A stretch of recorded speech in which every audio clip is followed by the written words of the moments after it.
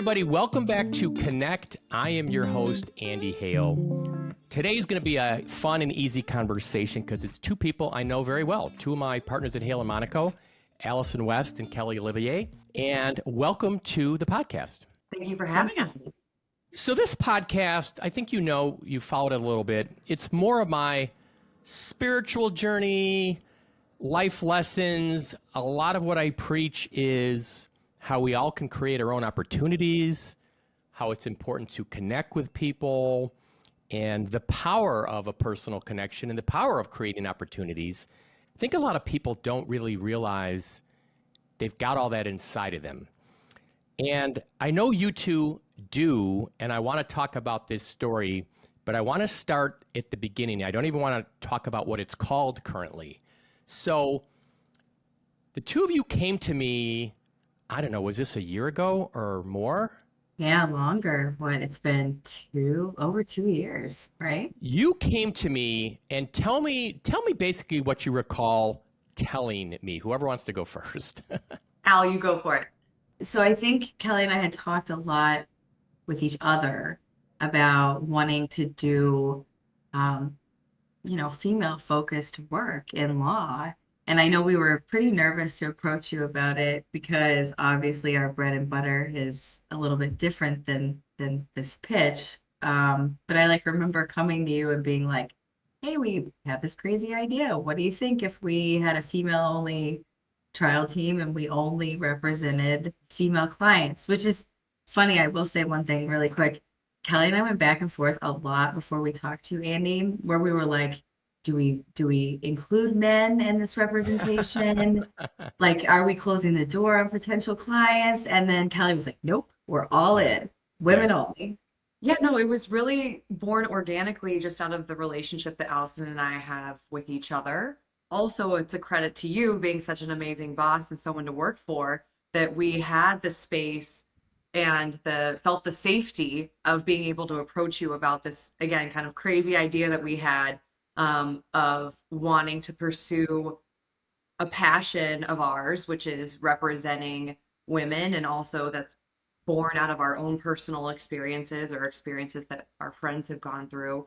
And being able to bring it to our actual work is just it was such an amazing thought that we had. Let alone now, 2 years later, the fact that we're actually doing it and you gave us this opportunity, it's just beyond our dreams. When you pitched this to me, and just to kind of put a little more meat in the bones, you were talking about a practice group within the law firm that's comprised of just female trial attorneys, basically marketing themselves for female clients. What got you to the point where you thought, we just want to do this? How did that grow? And this is the part where I'm talking about creating opportunities, because this is what I love. You got to the tipping point. You obviously had been thinking about it, I'm sure, for a while, but you got to the tipping point and you actually approached me with the concept. So tell me a little bit more about how it festered. And then what do you think? Do you recall, was there any little nudge you feel like you got that you just felt like, okay, we can't wait anymore? So I know the nudge, which I will get to in a second, but Allyson and I have known each other for going on 13 years now.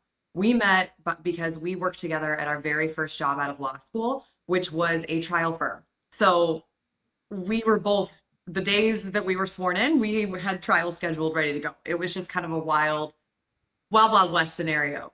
And we were really fortunate at that firm to be surrounded by not just each other, but a lot of strong female trial attorneys. As our careers progressed, and we came up with the idea to approach you around the 10-year mark, we sadly started seeing less and less women, especially in the trial capacity and in the actual day-to-day courtroom litigation world. And that made us sad. And, we also understood why a lot of women backed away, but we have always been able to find a safe space in each other. And we started thinking about ways of, obviously we have a passion towards helping other women, but we also have a passion towards helping other women in the context of clients. But we also have a passion towards helping other female attorneys. We want to see more representation of women. And so we thought, what's a way that we could expand this safe environment that we experience with each other, not wanting to leave the courtroom, not wanting to take a step back from trials, but do it in a way that like maintains that integrity of like the safe space that we have with each other as women. And let me pause you there.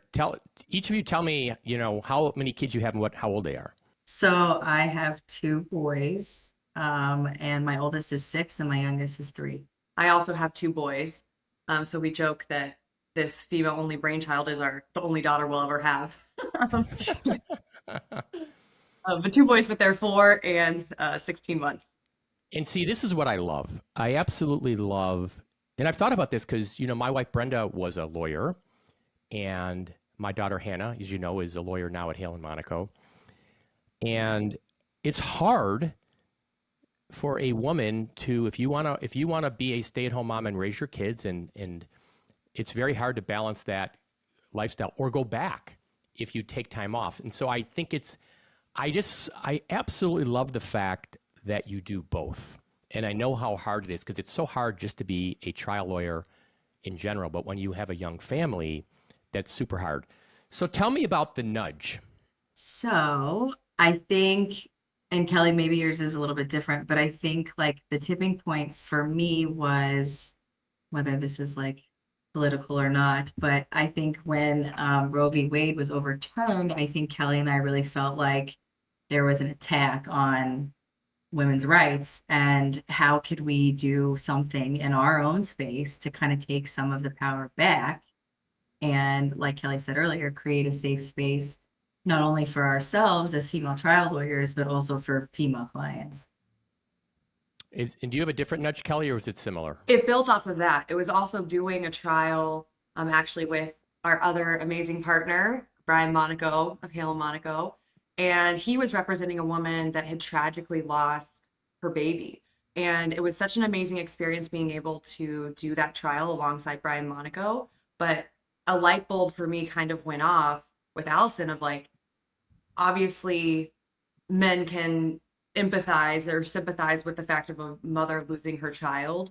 But as women, having gone through pregnancy, I myself have experienced a miscarriage. Like there's just an extra layer of understanding that we can offer as women and as mothers to our clients, that I think that just by virtue of just being a man versus a woman, men litigators can't necessarily bring.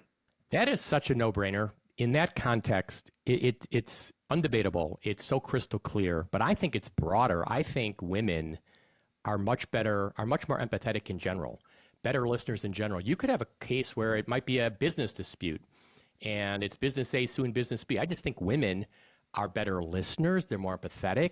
They're more understanding. I think they're better than men in so many categories.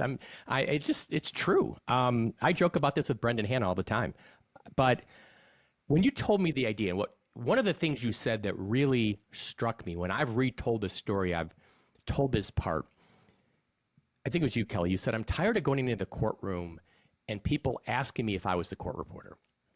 And I was like, oh my God, that is just ridiculous, to have yourself viewed that way, as if you don't have a seat at the table.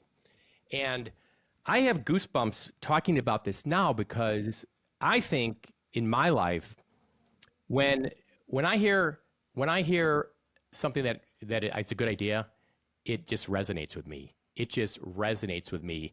And I remember saying, I forget who told me this. They said, if you think it's a good idea, if you feel like it's a good idea, if you feel it, it is a really, really, really good idea. And I felt it so clearly. And what kind of blew my mind was, and I know you guys looked into this, it didn't look like anybody was really doing this. I know we've come across female trial attorneys. There are small firms where maybe a woman has a solo practice, but that's not what we're talking about. We're talking about a dedicated trial team of lawyers. And I want to tell the example, then I'll let you two jump in and tell me your experience. So we had a case. It was a young woman whose brother was shot and killed by the Peoria Police Department. And she was bringing a suit on his behalf as the kind of family representative. He had two little daughters. And I went down there to watch. The trial team was Kelly, Allyson, and another one of our attorneys, Jennifer Patoy. And I told you this, I have never in my 35 years of practice seen a table where it's all female. It was amazing. Just seeing that table of all women was so incredible. And I looked over and I thought, this is the future of the firm right here. I mean, this is going to grow for sure. Tell me about your experience in representing Lyra and what you felt. And that was your first one. And then also let's talk about that first, then we'll get into the name and how you chose it. I think Kelly probably would agree with me, but I think the trial that we had in Peoria was something that we're never going to forget for a lot of reasons. I think obviously it was a first where we all worked together on our first female-only team. But I also think from an emotional standpoint, after the trial was over, and obviously, unfortunately, we lost, we were in a room with only women. So I'll never it was, forget it. I was right? the only male in there, I think. I'll never forget it. You could like feel everyone's heart just breaking in that room, including ours. It was like the most raw and emotional thing that I've ever been a part of in law, and it will resonate with me forever. And I think that part of it shows how women empathize or connect with other women in a to a greater extent. The fact that like Lyra could like hold us, hug us, and we all cried together after the fact because we felt her pain in that moment. Yeah. It was something that I'll never forget. Sorry, the trial makes me so emotional just thinking about it. Yeah. I'm emotional, not in like a bad way. It just was an extremely powerful experience in that moment. To this day, obviously. I'm also the emotional one of all of us. I wish we would have filmed the trial. The courtroom kind of looked like To Kill a Mockingbird. It was so bizarre because we're down in Peoria. Our side of the courtroom is basically, all black, family and friends, and me and my sister. The other side, it was all white police officers, and it's just all white, and it was like watching black and white television. And it was this dramatic big courtroom, and we knew when the jury came back quickly that we had lost, and we knew we were in a tough venue. It's a very conservative venue. I think if we tried that case in Chicago, you win a huge verdict. And we knew that going in. But what was sad was our client didn't really know, and the friends and family, I think, were all still very optimistic. And everybody on our side thought, we're going to win for sure because the facts and justice are on our side. And when we lost, it was literally bewilderment. We went back in that little jury room, like the little witness room to reconvene. People really were like not comprehending, like, wait a minute, how could we have possibly lost? And what was so hard was there's nothing you could say in that moment to comfort them or to answer their questions. But I got to tell you, it was so powerful, and I'm so proud of the job the trial team did. It was just amazing. And that, to me, is the future. You're going to see a lot more of this. And I think the two of you are trailblazers. And it's funny, I get on this podcast, and I had on here, I'm always giving people a little advice or where I see them going. So I had a friend of mine on here who's been a very successful journalist on national stage, who's now kind of winding down. And I told her name was Janet Shamley. And I'm like, Janet, I can see you having a Sunday talk show. You've got all these incredible guests, Sundays with Janet. I had a guy I know from LA who's trying to be a comedian, and I was telling him, man, just start putting your comedy on TikTok and this and that. The two of you, I feel like there haven't been many women litigators that have been really well known, like a Gloria Allred, for example. But I think the ones that are out there are now at a point where they're going to be passing the torch, right? Because she's got to be, I don't know, 70s, whatever her age is. And I think there's a new crop coming up through the ranks. And I think the two of you You don't know it yet, but I think you're going to be national trailblazers. We're going to look back at this podcast when THEMIS was just a little baby organization. Do you feel that? Because if you don't, you should. You should. No, I definitely don't. I will have to tell you though, like we had court this week. Was it this Yes. week, Kelly? Yeah. This week on Tuesday, Andy. And like after we left the courthouse, so it was me, Kelly, and Jackie, our other colleague, that stepped up on one of our THEMIS cases. And we were in the Daily Center, and we're in this room. I sat down and I look over at Kelly and I'm like we're one of like the three of us, and there's two other women. Okay. The rest are men. And Kelly's like, oh, it's a little bit better than what it was 10 years ago. But then they call our case, and we are such a spectacle. All three of us, like women walking that's out funny. on the same side. I feel like everybody was like, So the packed courtroom, you were the only women, basically? there were two other women, and Amazing. yeah, their cases had already been called. So like when we step up, it's like the three of us coming forward, like at the same time. So this is going to be your little homework assignment. And this jives with what I talk on here a lot about when I talk about connect and the issues that resonate with me. It starts with your mindset and your vibration. It really starts with how you feel about yourself. So what I want to encourage the two of you to do, just in general, I'm not saying just do this like today, in general, when you are in court, when you are walking around the office, when you're walking around downtown, I want you to feel like you are like Gloria Allred. Feel like you are, everybody knows who you are. Like, get out of the way. Here comes Kelly and Allyson. I want you to feel like you are already that person that has had incredible success, is so well known, is a champion of justice, particularly for women, and you're this badass trial lawyer, and carry yourself that way. As opposed to, and I'm not saying you do this, as opposed to, walking in the room and being a little intimidated, or, oh, it's a bunch of guys, or they're more experienced than me, or they're better than me. Fuck no. They're not more experienced than you. They're not better than you. And if you start carrying yourself in that way, and that's your vibe, that is your energy, what you are going to see, I'm going to have you back on this podcast. I'm going to give you, maybe I'll just give it to you the summer, maybe the end of the summer, because it doesn't take long. Like the universe, it's not like you have there's a waiting line for these things to happen. It can happen instantly. Once you change your, what I call vibration, and the energy you radiate and the way you carry yourself, if you kind of adopt that mindset and that feeling when you walk into court, and when you walk into the Daily Center, or you walk into federal court, and you carry yourself that way, you are going to notice people treating you different. You're going to notice people approaching you. People are going to feel that energy. People are going to want to talk to you. People are going to reach out to you with opportunities. Clients are going to find you. I know.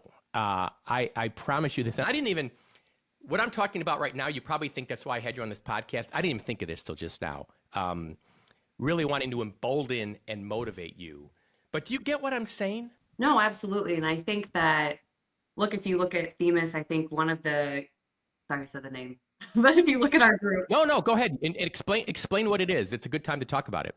So THEMIS she was the goddess of justice. So when you think about the law, oftentimes it's represented by the goddess that's blindfolded holding the scales, and her name was THEMIS. So the roots of law are actually back to ancient Roman times. And back in the day, only, of course, women were still second-class citizens, but there were a few women that made it into the ancient texts as, back in the day, they weren't called lawyers, but the roots of lawyers came from a friend of the court or advocacy, where you could bring someone with you if you were going to be arguing in front of the tribunal at the time. And there were some women that made it into these all male written texts. So we kind of love the fact that the goddess of justice, THEMIS, ties back to those ancient times where even back then, when women had far less rights than even we do now, we still have a lot of struggles, especially in today's society, with current political events. But we just love that tie back to our origins as female lawyers, which... It's a great name. Who came up with that? Kelly. I don't know. I have to give credit to Belle and Ivy, but I was definitely doing like a deep dive into like I'm a history nerd, I think like a lot of lawyers. So Well, what's amazing now, THEMIS started out, it was your idea, it was two of you. And now just at Hale and Monica, and I encourage anybody watching this podcast, go to our Hale and Monica website. There's a link at the top called THEMIS. And we now have Jen, Jackie, Barrett, Hannah, Michelle, Sally, all these women, amazing attorneys who are part of the THEMIS team and are interested in the work THEMIS is doing. And it is so crystal clear to me that there's a need for this. And I just think now we have to get the word out. There are thousands and thousands of women out there across the country who are looking for a lawyer today, right now, today, as we're recording this, and they're Googling and they're talking to friends, and they may prefer to have a female lawyer, but they don't really know where to go. And not only, like, did you say, does it make sense in cases like the ones you have where there might be a sexual assault victim, there's some kind of component like that, but it could be anything. It could be a woman who got fired. It'd be a woman who wants to start a business. It doesn't have to be a sexual assault, sexual harassment kind of case. You are trial lawyers. Let's say a woman gets injured. Let's say it's a medical malpractice case and she went in for back surgery and they botched it. I think there's all kinds of women with those kinds of cases that just would be like, I want to talk to some females about this. I feel comfortable with them. Telling my story. They're going to be good listeners, empathetic. They're going to advocate for me. So I think the sky is the limit. What I wanted to ask you about, once you decided, you came to me and we actually said, let's do it.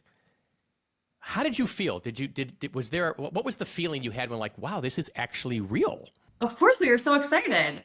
We Yeah. still are excited. I think that the elation we felt, we're just now in the work part. And it's definitely I know. hard. It's be careful what you wish for. Yeah. It is, but at the same time, it's just been so fulfilling and so meaningful. And where we are now, the cases that we have, the people, our clients that we represent, it is just it's such an amazing driver. And I think to your point, Andy, we are stepping into our power. And I think we started this off saying that one of the reasons we thought of THEMIS was the safe space we have in each other. But I think what we're also finding is the empowering energy that we have with each other. Yes, I can't stress this enough. And I think Brenda and I talk about this a lot. And she was saying, when she was a lawyer, like the guys in the office would just be kind of cocky and confident for no reason. They weren't even, they were less qualified than her and some of her friends. And she just said the women just had a little more trouble by nature, I think, just being that way and being kind of, a little more confident. I really, really, really want to encourage the two of you to just feel, and I'm not saying cocky.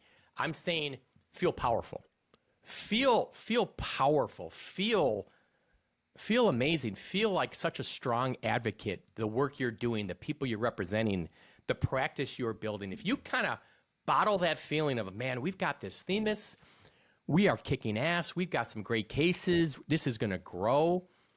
If you kind of maintain that as the energy you are radiating, I'm telling you, people are going to come out of the woodwork and find you in the weirdest ways. And I want you to just make a note of it. I'll give you an example. I printed this email out. I'm literally getting on. This is at 11:41 this morning. Okay. We're getting on here to talk about this podcast with the two of you.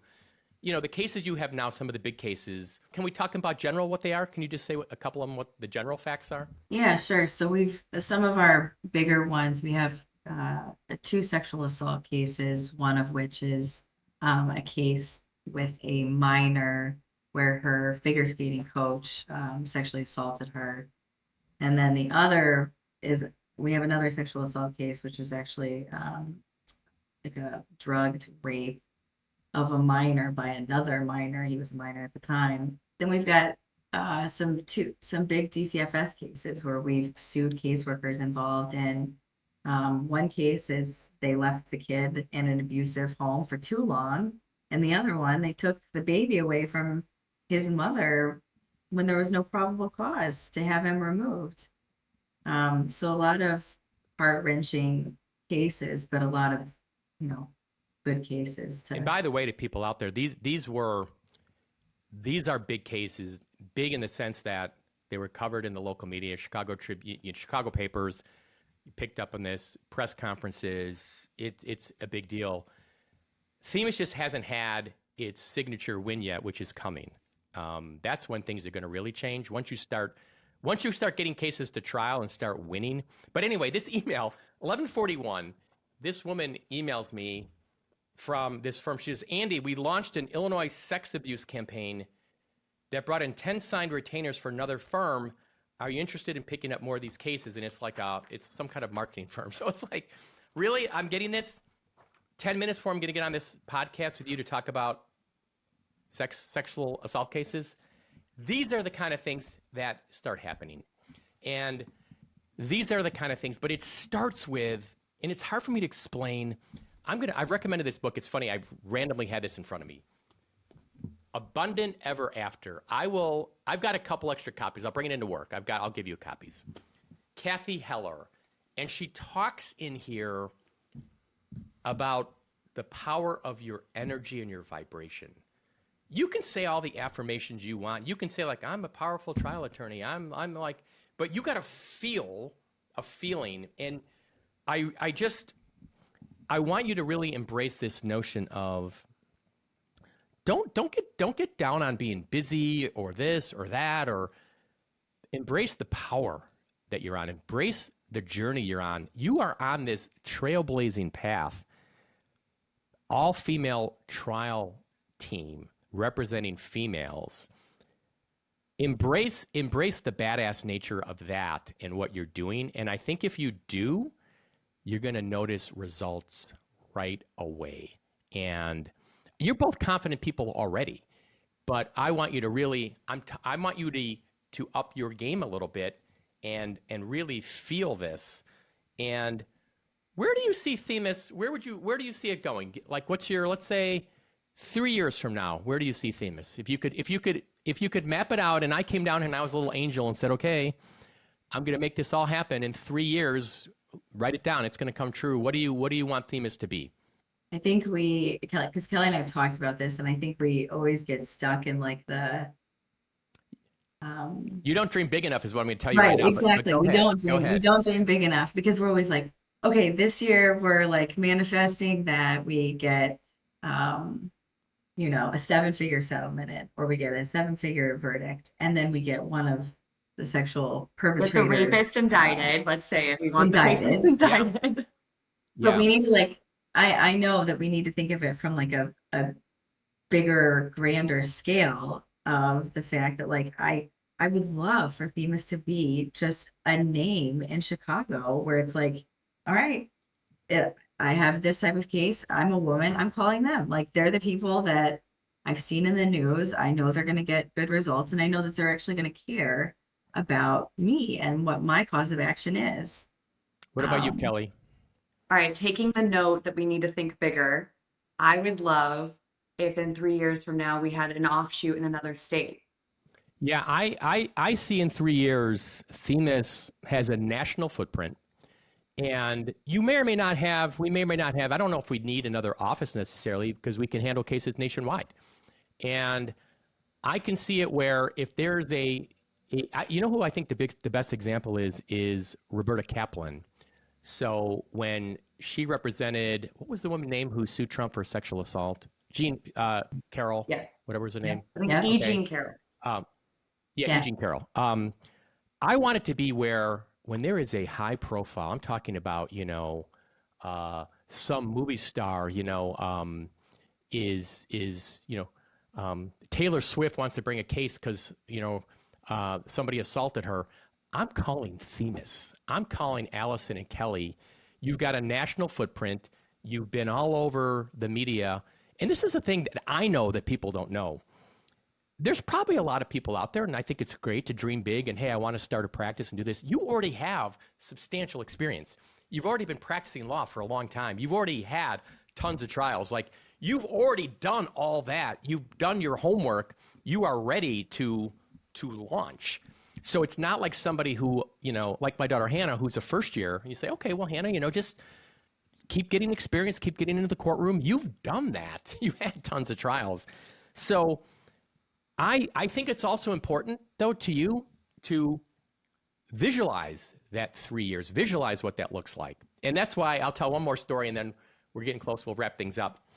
So to everybody out there, we had talked about doing a THEMIS, maybe like an annual luncheon where we host it, we have a speaker, we have a featured speaker, we invite women from all sectors, people maybe from sexual abuse organizations, the Female Bar Association, whatever.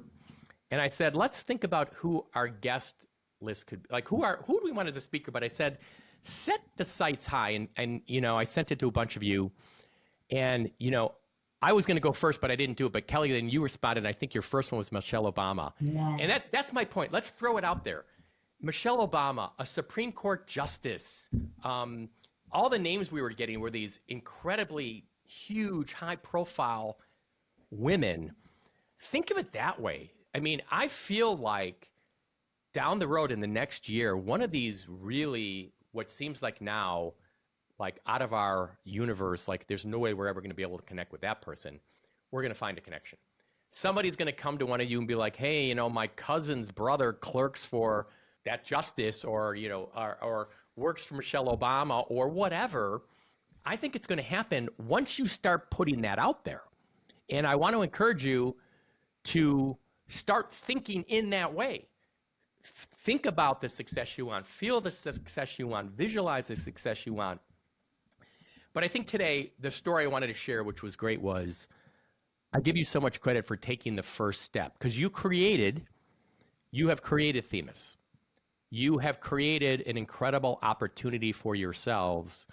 And that's why I really wanted to have you explain how that came about and how you got to the tipping point, and how you just finally just couldn't hold it back anymore.